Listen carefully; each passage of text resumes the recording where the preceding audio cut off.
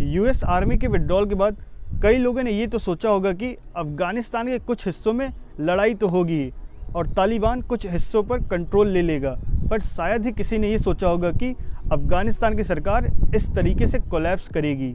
13 अप्रैल से लेकर 14 अगस्त के बीच तालिबान ने अफ़गानिस्तान के ऊपर 40 to 60% से ज़्यादा कंट्रोल कर लिया था और पिछले कुछ दिनों में मजार शरीफ और जलालाबाद भी उनके कंट्रोल में आ गया था और फिर फाइनली काबुल भी।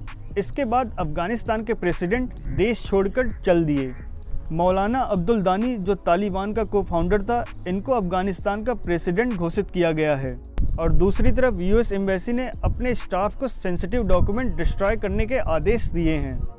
और कुछ दिन ही पहले यूएस ने तालिबान को ये भी कहा कि तालिबान को उनकी एम्बेसी नहीं छेड़ना चाहिए अगर फ्यूचर में कोई हेल्प चाहिए। अब आप इमेजिन करिए कि यूएस जो तालिबान के खिलाफ 20 सालों से लड़ाई कर रहा था और अब फ्यूचर में हेल्प देने की बात कर रहा है। और अब इस सिचुएशन की वजह से हम और आप सिर्फ इमेजिन कर सकते हैं कि अफ़गानिस्तान के लोगों के साथ आगे क्या होगा। आखिर अफ़गानिस्तान में चल क्या रहा है? यूएस पहले ही निकल चुका है और अपने बचे हुए लोगों को चिनूक हेलीकॉप्टर से बाहर निकाल रहा है। इन सारी सिचुएशन को समझने के लिए हमें थोड़ा सा हिस्ट्री देखना पड़ेगा। एक्सपर्ट्स बताते हैं कि 1980s में सोवियत यूनियन और यूएस के बीच प्रॉक्सी वॉर चल रही थी और जिसकी पृष्ठभूमि अफ़गानिस्तान में थी। अफ़गानिस्तान के अंदर जो रिबेल फोर्सेस थे उन्हें यूएस सपोर्ट कर रहा था और अफ़गानिस्तान की सरकार को सोवियत यूनियन। पर धीरे धीरे सोवियत यूनियन कमज़ोर पड़ने लगा। फिर 1989 में सोवियत यूनियन ने अपने फोर्सेस को अफ़गानिस्तान से निकाल लिया और फिर 1991 में सोवियत यूनियन फॉल हुआ और 1992 में सोवियत यूनियन ने अपने आप को पूरी तरीके से अफ़गानिस्तान से अलग कर लिया और फिर 1996 में कुछ अलग हुआ।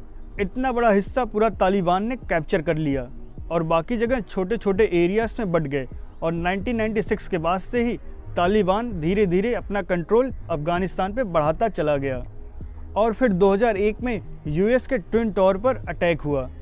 वो अटैक कराया था अलकायदा ने और यूएस ये जानता था कि अफ़गानिस्तान में अलकायदा का ट्रेनिंग सेंटर है। तो फिर यूएस ने ओसामा बिन लादेन की डिमांड की तो अलकायदा ने मना कर दिया।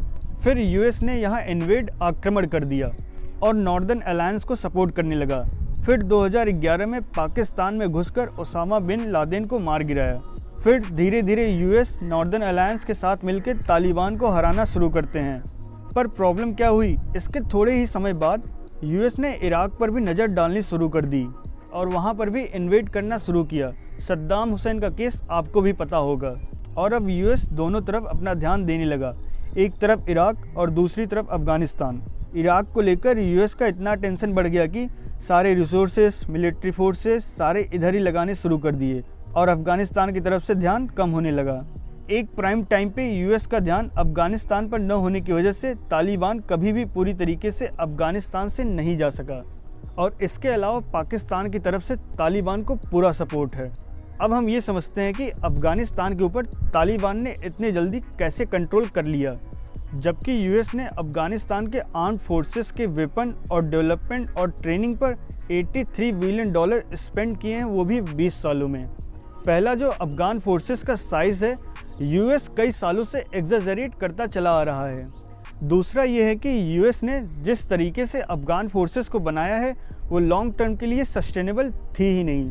तीसरा ये कारण है कि जब 2020 में यूएस और तालिबान के बीच दोहा एग्रीमेंट साइन किया गया था, जिसकी वजह से तालिबान को 1 साल आराम मिल गया था एयर स्ट्राइक से और इसी वजह से तालिबान को बहुत ज़्यादा डैमेज होता था, जिससे तालिबान बच गया। तो ये थे कुछ मेन रीज़न जिसकी वजह से तालिबान ने अफ़गानिस्तान के ऊपर कंट्रोल कर लिया। बाय द वे, जो लोग सीएए को अपोज कर रहे थे आज सपोर्ट कर रहे हैं। It's good that they are rectifying. अगर ये वीडियो आपको इन्फॉर्मेटिव लगा हो तो और लोगों के साथ शेयर करिएगा।